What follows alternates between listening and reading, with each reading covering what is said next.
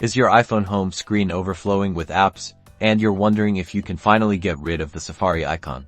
Today, we'll show you exactly how to remove Safari from your iPhone. Whether you want to delete it completely or just clear up some space on your home screen, it's important to know that while you can remove it from your home screen, you cannot fully delete the Safari app from your iPhone. First, let's remove Safari from your home screen. To do this, find the Safari icon and press and hold on it until a menu appears. In the menu that pops up, you will see a few options. Select Remove App. Another alert will appear asking if you want to delete app or remove from home screen. If you are able to delete the app, there would be the option to delete instead.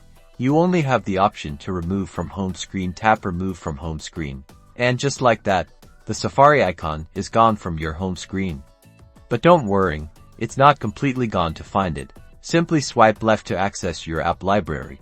The app library organizes all your apps into categories. You can also use the search bar at the top to quickly locate Safari.